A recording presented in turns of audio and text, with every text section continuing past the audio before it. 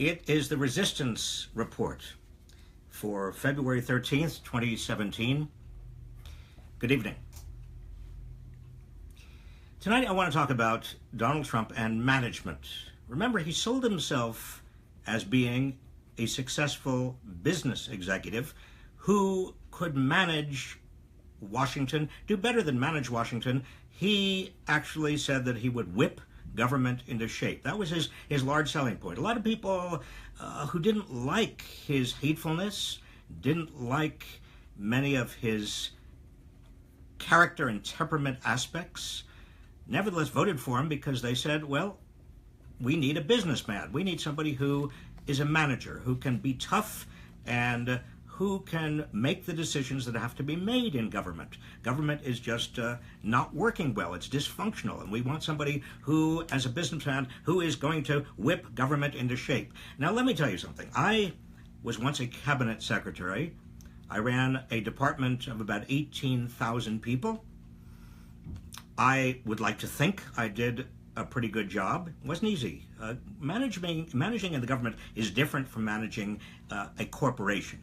In managing a government, you've got to deal with much more complicated issues because the goals are not simply maximizing shareholder returns. You've got many bosses, you've got many constituents, you've got to do the right thing. It's complicated ethically, it's complicated in terms of practice. Anyway, so how is Donald Trump doing? We're now into, believe it or not, the fourth week of the Trump administration. And how is he doing?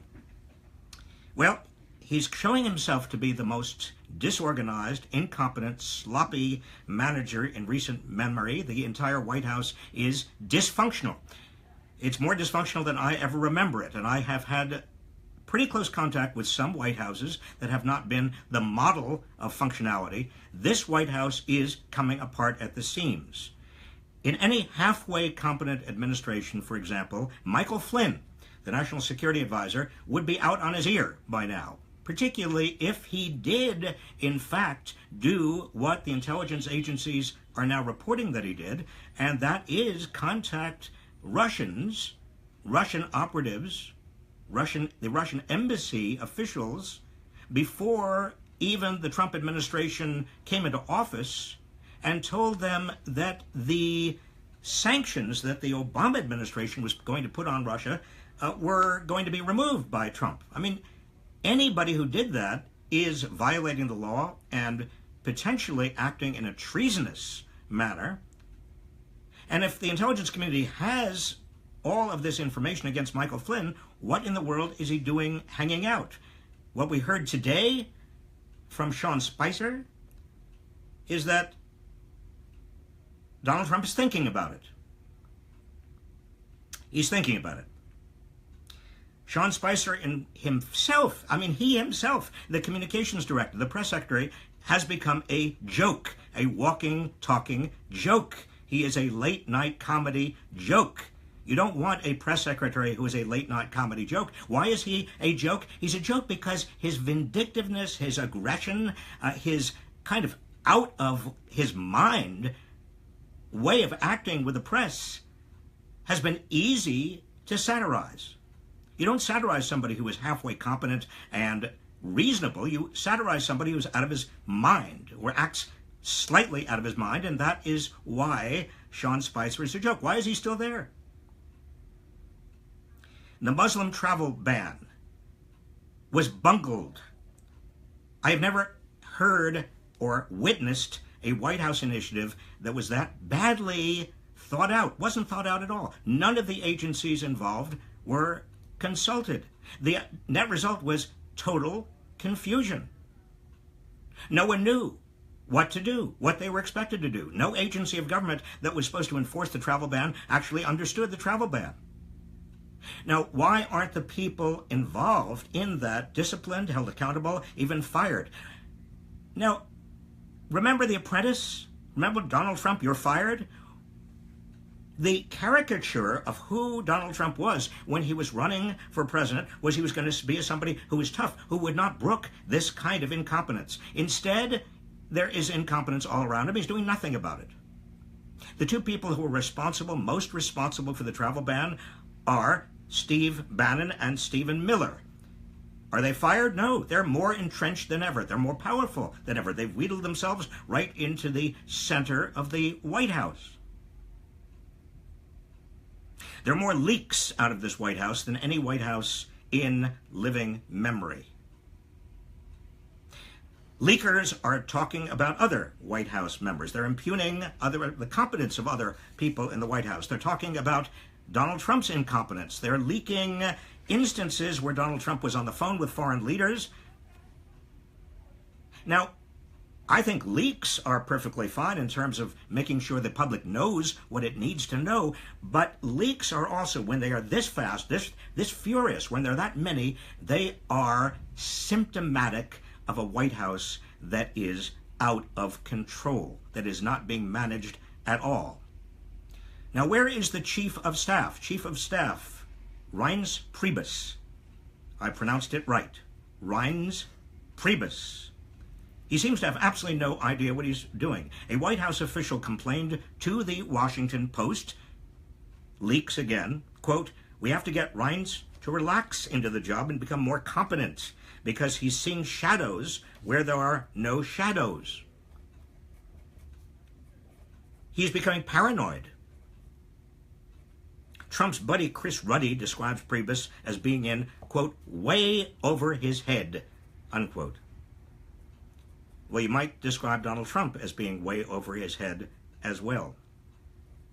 Infighting in the White House is wild. Again, I've been around many White Houses. I've never seen anything like this. Rumors are swirling that Kellyanne Conway wants Priebus's job and Stephen Miller is eyeing Spicer's job, and Spicer is what?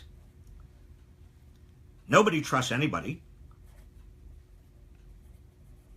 The New York Times reported yesterday chaotic and anxious days inside the White House's National Security Council. Now, the last place you want chaos, my friends, in the White House is the President's National Security Council. That's where you want people who are very calm and cool-headed. But the New York Times reports chaos. Council staff read Trump's tweets, says the New York Times, and struggle to make policy to fit them. Most are kept in the dark about what Trump tells foreign leaders in his phone calls. Now, remember, Donald Trump spent over a year criticizing Hillary Clinton for jeopardizing national security because of her emails. Trump is remarkably sloppy with sensitive national security information. For example, on Saturday night, for example, in Mar-a-Lago, right there in the middle of the dining room, public, semi-public dining room. I mean, it's a private club, but there are a lot of people there who have nothing to do with the government, nothing to do with national security, just people who belong to the club. Saturday night, after North Korea launched its test missile, a violation of an agreement, well, what happened? Instead of going off with his national security team and being briefed on it and looking at the documents and making decisions, what did Donald Trump do? He sat there in the middle of the dining room, and the national security briefing occurred right there in public in the dining room. He used a mobile phone at his table in the middle of the private club's dining area within earshot of private club members. A guest at the club even posed with a military aide who carries the football. That's the briefcase containing the nuclear codes. Somebody who has nothing to do with national security, who never had a national security clearance, is posing there in the middle of the Mar-a-Lago dining room with the nuclear codes. And this is Donald Trump, who criticized for a year and a half, went after Hillary Clinton for jeopardizing national security because she had a private email server. Carelessness, dysfunctionality, lack of caring.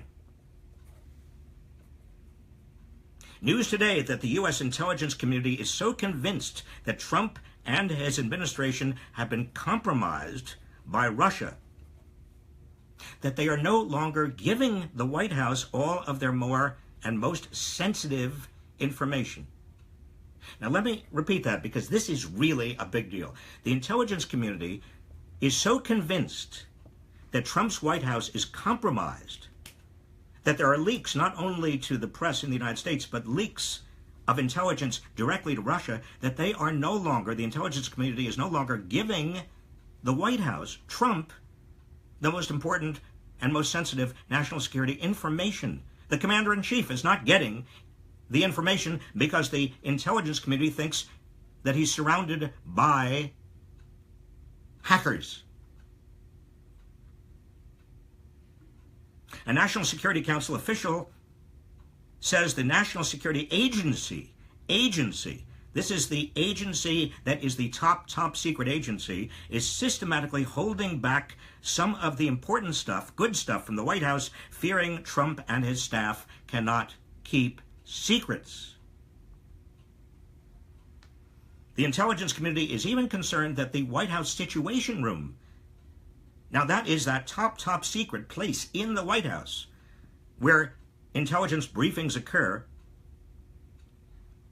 that room itself has been compromised by Russia.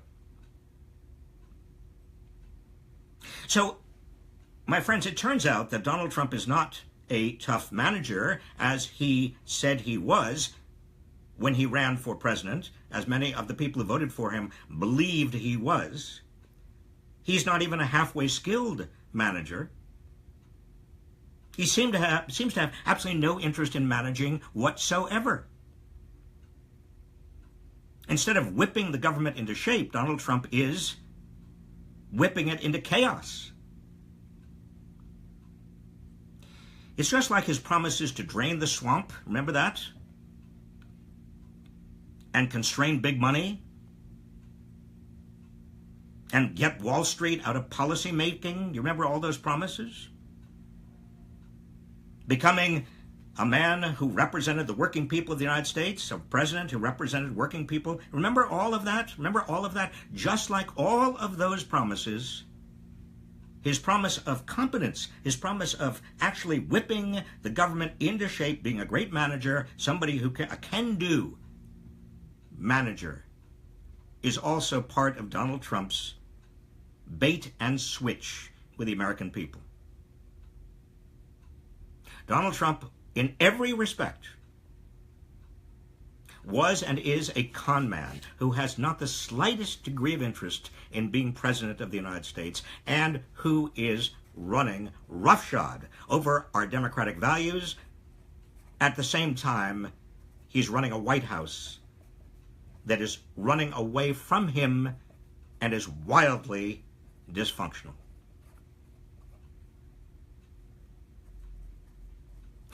Now, the constraints on Donald Trump, as I have talked about before, but let me put a fine point on it. Number one, we have the courts.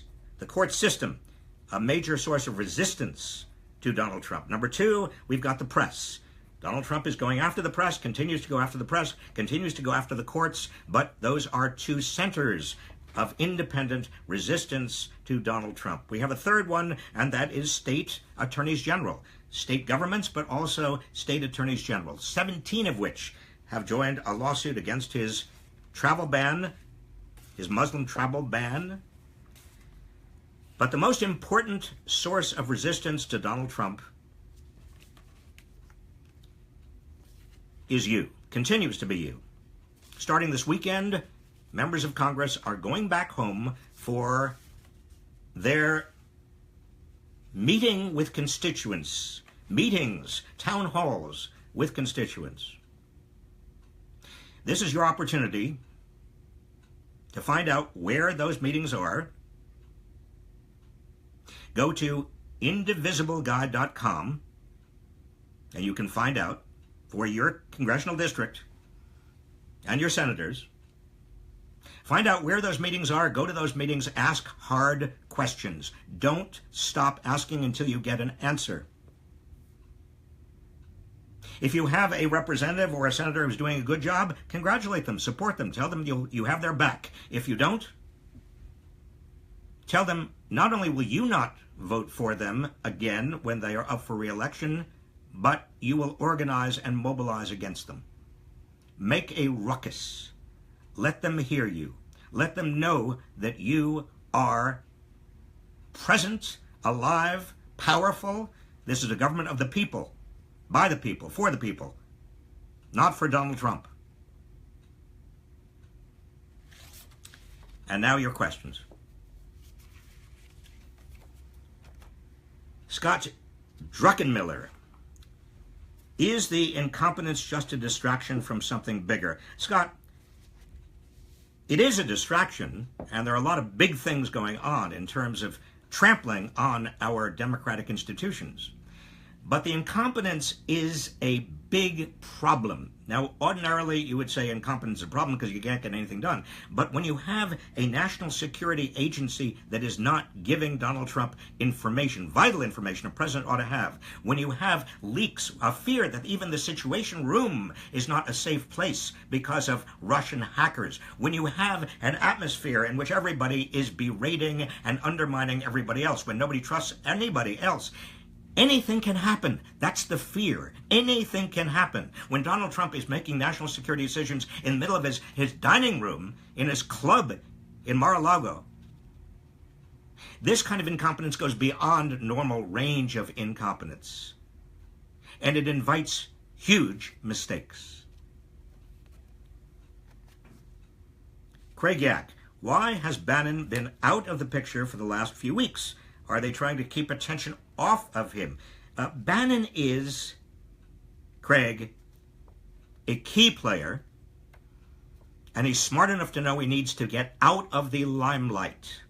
The people who are all crowding into the limelight, Stephen Miller and Kellyanne Conway, and of course, Sean Spicer has to be in the limelight. He's press secretary. But the people who are crowding into the limelight are usually people who want the attention, need the attention, and want to prove to the president that they are loyal and even more outrageously aggressive than he is. That's almost impossible, but they do. The people who really have the power are the people who don't show up very often, who basically say no to press interviews. And Bannon, most of the time, is in that inner circle. Next question. Lydia Copley. The waitstaff at Mar-a-Lago are foreign temp workers. How many governments have spies there? Lydia, I don't know. Very good question. Lisa Coughlin. Are the White House leakers whistleblowing patriots or disgruntled insiders vying for position? Lisa, I wish they were whistleblowing patriots, but knowing who they are, and we have seen many of them, and we know the bios of many of them, no, they are almost entirely disgruntled insiders. They are vying for attention, vying for position. They all want Donald Trump to think they're wonderful. And one of the biggest management problems any manager has in private sector or public sector is to be sucked in by those people around him who just want to do nothing but tell him how wonderful he is. Any manager knows that you can't listen to those people. You've got to find people who give you constructive criticisms, who basically tell you what you're doing wrong. Donald Trump does not want to ever be told what he is doing wrong. Donald Trump only likes to be surrounded by people who tell him what he's doing right, tell him that he's the best and most wonderful and brilliant, which is why he is screwing up so badly in terms of the White House. Teresa Flynn, what was the website for the town halls? Teresa, it's called Indivisible Guide, indivisibleguide.org. I'll say that again, indivisibleguide.org. We're going to be doing a video. It's coming out, I hope, in the next few days, this week, and it'll be about how you can be effective at town halls. And we are doing it with indivisibleguide.org. Alicia Bergley, what's the best way to find out what is true is being inflated by either party? Alicia, If what you're asking, I think, a very important, profound question, which I never thought we would have to spend time on. I never thought it was going to be an issue in my life of work in and around politics. I never thought somebody would really be confused about where to find the truth, but people are confused right now. I would say the first place you need to look at is the major newspapers, New York Times, Wall Street Journal. They balance each other out. They are not identical. They don't have the same point of view. But I read both every day. I read The Economist, which is slightly right of center, but it's good. I read investigative reporters who I believe in, and I will, at some future session with you, I'll give you a list of who they are. But I avoid, like the plague, those undisclosed, undocumented, hacking kind of websites that are just sensational, that do nothing but make up stories or float stories or give you stories. Breitbart News is a good example. That is just trucks with lies, nothing but lies. Diana Hammendorfer.